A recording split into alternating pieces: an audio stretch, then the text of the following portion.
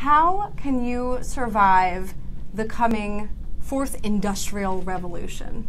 Well, the World Economic Forum says that there are 10 key steps that you need to take. There are 10 key skills you need to have, and third on that list is creativity. So today we're talking to Abigail Posner of Google. We're here in New York City, and she's going to tell us a little bit about the creative process, how you can use it to help drive your strategy, how you can take creativity and make your big data really shine. And so we're really happy to be here with you today. And thanks for joining us. Thank you. I'm so excited to be here and excited to talk about this.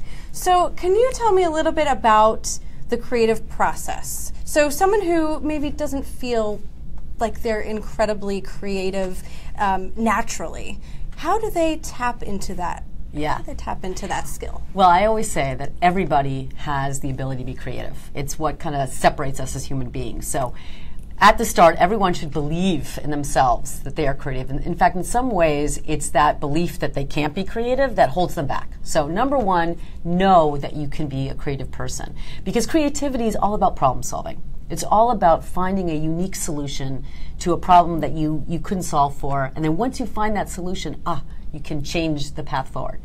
So what I always say is that you have to first start with the right questions, right? Or the right input. So, what am I really trying to solve for? What am I really trying to change in the world? What do I really want for myself or others? What is really the goal at the end of the day? If you ask the right questions first, you undoubtedly will get that much closer to being creative. So first make sure you have the right questions. And if you're not sure of them, speak to other people who can help you ask those questions. And then, once you have asked those questions, ensure that the resources you're using to help you answer them are the right ones. And what I mean by that is usually ones that have a multitude of aspects to them, right? So oftentimes we just go for one particular avenue or one particular channel to get the answers to our questions. That will limit us somewhat. Right? So make sure you have a number of different types of channels to get those answers from. Because what you'll start seeing is interesting patterns or themes that arise from the different answers that you get. Right? Once you do get that data, once you do get those answers, it doesn't stop there. That's where the ingenuity and creativity really come to play. Right? Numbers in and of themselves, or data or facts, are not insights.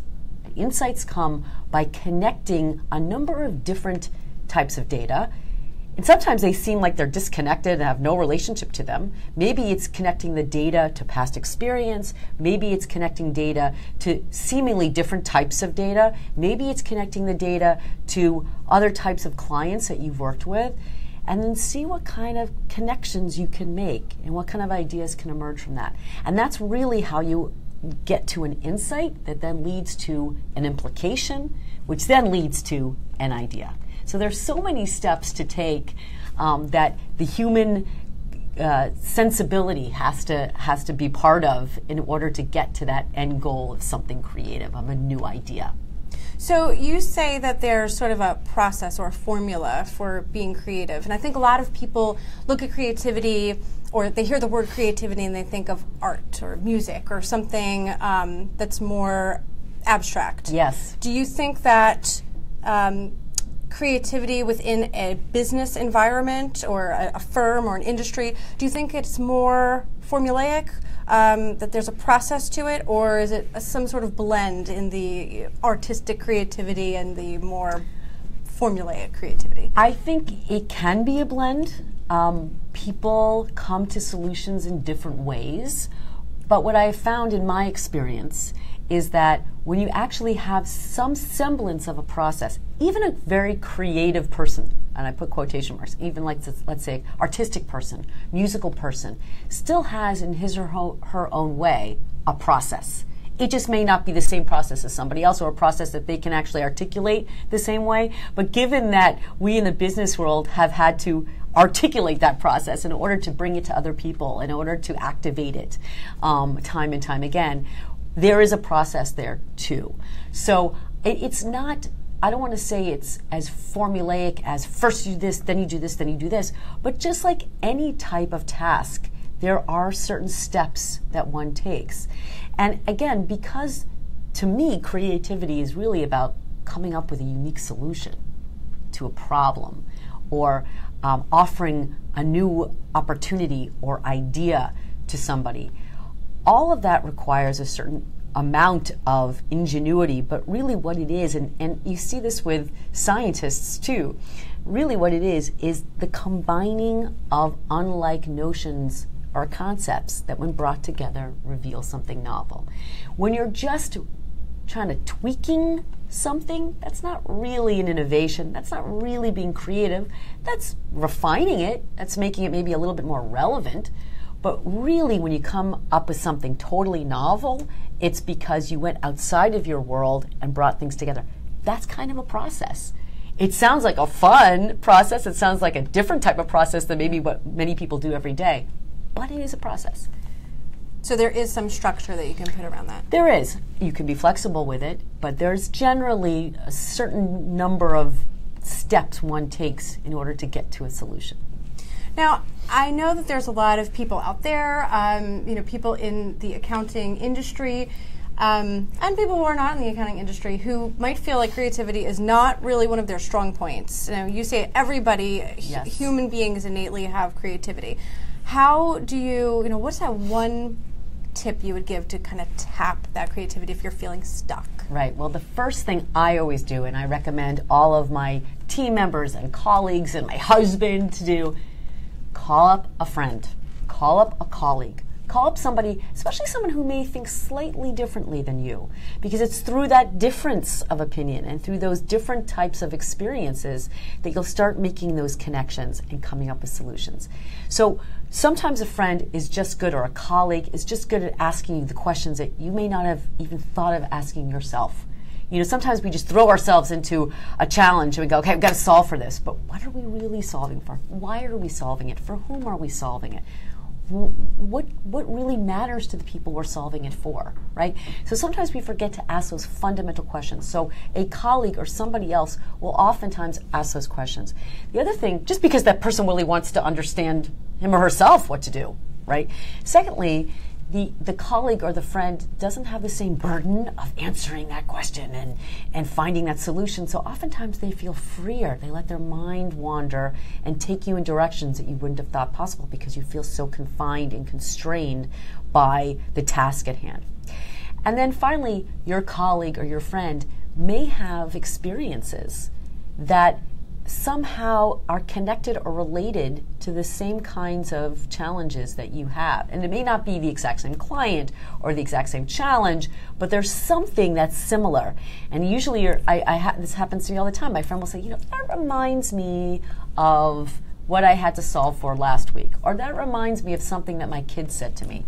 And that trigger, that statement of that reminds me is your brain making connections, and then allows you to make a connection to what you're trying to solve for. And that starts the ball rolling. Yeah, that makes so much sense. And so really extrapolating this for folks in the financial field who, you talked about this sort of in the beginning of the talk a little bit, about big data. So a lot of our members and our students are working in industries where they are being inundated with data and numbers and figures. And part of their responsibility is taking all of that information, processing it, and then translating it to the business or to the firm or to their CEO or their CFO. And so I think working for Google, you know a lot about data. Yeah. And so it's a very sort of similar environment where you're taking things that are very structured and needing to kind of think a little bit more abstractly about them. Absolutely. I think it's a difficult mindset to get into. Yep. So I think your first piece of advice is just call someone who is just maybe not working in the same industry as you, or someone in a different department, or a friend who's not at all involved in your workplace, and get that outsider perspective. Right. And what do you think about big data and creativity? How do those two things, how do they blend? How do they meld in so together? many ways. I mean, first of all, everything is data. Like, let's take a step back and remember that now we think about data in terms of all the numbers that we get spit back to us from a big machine called a computer. But since the beginning of time, we have used data to inform us to understand the context in which we're living and to understand our past and our futures and how to create a better future. And that piece of data could be that blade of grass is waving in this direction. It's gonna rain. I better pick my food now so that I have enough food before the rainstorm comes. That's a piece of data. So let's not get confused and say, oh my gosh, we're now dealing with data we never had to before. We are dealing with reams of data. It's just different types of data. Mm-hmm. And so always we've had to come to the data with a certain set of questions, right? So what's great about today is that we have now machine learning capabilities. So we can take this data and translate it very quickly into opportunity for us.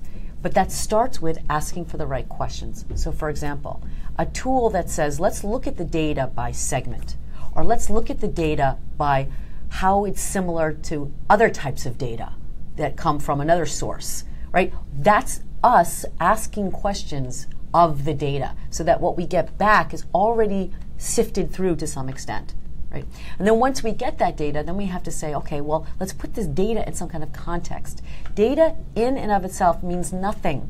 It only means something when you somehow look at it in comparison to maybe past data, or in comparison to data from other sources, or in comparison to other types of data, that you get some kind of understanding of what it means. So even though there's so much of it and it feels so cold and inhuman, the human being is so critical to not just how to filter the data, but then what to do with the data once you get it and how to connect it with other types of data. Again, it's all about connecting multiple sources of information to get to a insight, which then leads to an implication, which then leads to a next step or a solution or a creative idea. So the human touch is really on either side of the data. It's more necessary than ever because now it's not hard to glean the data. Mm-hmm. It's not hard to sift through the data. We have machine learning to help us sift through the data. What's hard is to determine what the machines should be doing at the front end with that data and how it should sift that data. And then the hard part is, okay, now that I've got the data, what does it all mean? And why is it meaningful? Why is it powerful? What can I do with it? So in fact, I think human ingenuity is more important than ever. So it's not surprising to me that it's up there on that list because we no longer have to know stuff. There are sources that give us the information. We no longer have to know how to retrieve information. Something else does that, called a computer. Right? We don't even have to know how to segment it. It does it for us. Now it's about doing something with it, analyzing it, taking it to the next level. Right, so the imagination, to paraphrase Einstein, the imagination is way, way more important than the knowledge itself. Absolutely. Because as you had said earlier, you can just Google it. Right, exactly, exactly. Yeah, that's great. And if there's one piece of advice that you would say to someone who's still struggling with the idea, who still feels like they just don't have it in them, they're just not a creative kind of person, they're by the books, what would be the one thing to help them break out? I still feel like the first thing you should do is call up somebody. And again, it could be someone that's not even in your field.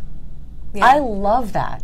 I have a creative director friend that I call up every now and then because his ideas are so zany, but I know that his crazy thinking and my crazy thinking, we will come to some interesting connection point, and that will lead me to the next step. So, there are many different tricks of the trade. There are many different tools that people will tell you to do. There are books to read.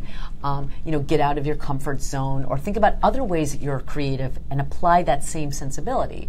I'm sure people are creative in how they cook, or they're creative in how they dress, and they don't realize that you can use that same sensibility with their work. But if you're asking for the single one thing you have to do tomorrow, call up a colleague. Great. Thank you so much, Abigail, for being welcome. with us. My pleasure. Thank you, everyone, for joining us for this episode of Human Intelligence.